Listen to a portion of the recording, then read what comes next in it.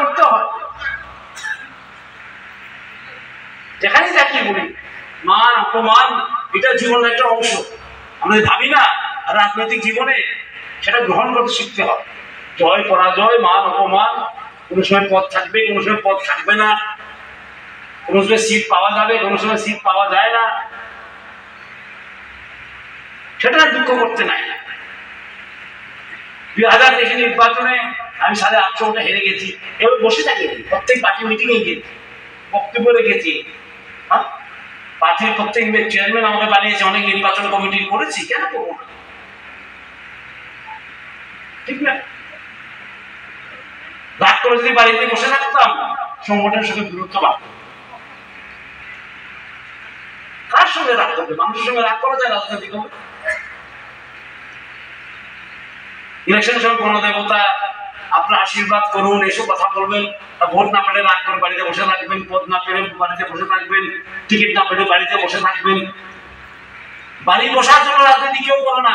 রাজনীতি করে আমি যেমন আমার গ্রাম আমার ঘর আমার পরিবার সুরক্ষিত রাখতে পারি। দেখা হবে,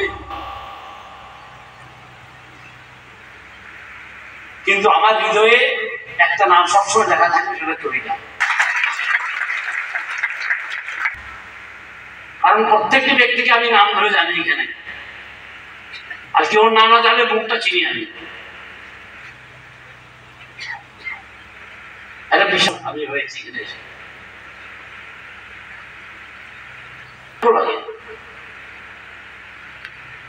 সব মানুষ একটা বিশাল পরিবারের কি বলে হতে পারে না।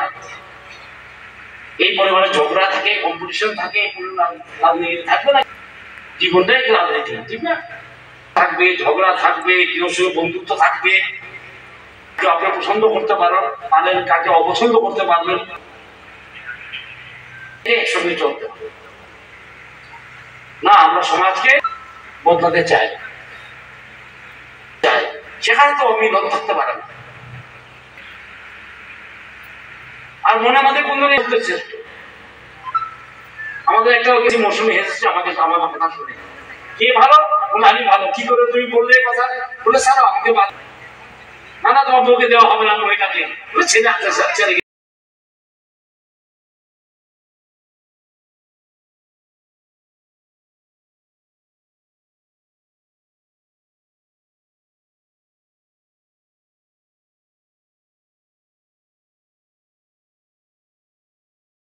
ফিরে দেখি তখন মনে হয় বাবা অনেকদিন কাটিয়েছি তোমাদের সঙ্গে, আর বেশ আনন্দে কাটিয়েছি। এমন না যে হেরে গেছি বলে তিক্ততা এসছে, এরকম না, তিক্ততা কোনোটাই নেই। কারণ আমরা পার্টি করি, আজকে গভর্নর পার্টির কথা বলছি, কারণ উঠেছি সেখানে আমি না বললে মানুষ জানবে যে কোথায় চেয়ারি আমি গাড়িতে ভাবছিলাম করলাম আমার জয় এবং পরাজয় হয়ে যায়, ঠিক না? আর রাজনীতিতে তা হয়, আমরা করতে করতে আমাদের চামড়া মুঠো হয়ে গেছে, চিন্তা করতে নেই। রাজনীতিতে জয় হয় পরাজয় হয়, সম্মান পাওয়া যায়, কখনো সম্মান পাওয়া যায় না, সেটাই রাজনৈতিক জীবন। আমি হয়তো রাজপরিবারের ছেলে, কিন্তু রাজনীতি করেছি 4 দোকান থেকে, গাছের তলায় বসে মন্ডল বানিয়েছি, প্রাথমিক কমিটি বানিয়েছি, লোককে ধরে ধরে নিয়ে এসে অফিস করার জায়গা দিত না, মানুষকে হাত জোর করে বলছে একটা রুম দিয়ে দিন। আমি কিন্তু রাজভবনের লোক না, যদি রাজভবন যাচ্ছি আমি রাজভবনের লোক না, আমি রাস্তারই লোক, সংগঠনের রাস্তার লোক।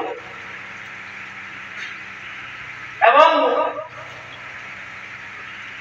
আমি যেখানেই যাই, যে পথেই যাই, চলিলাম একটা বিশেষ স্থান আমার হৃদয়ে থাকবে। এবং চলিলামের ভগবান চলিলামকে শক্তি দিয়েছে ইতিহাস সৃষ্টি করা। ছোট্ট একটা কষ্ট হয়েছে ত্রিপুরা।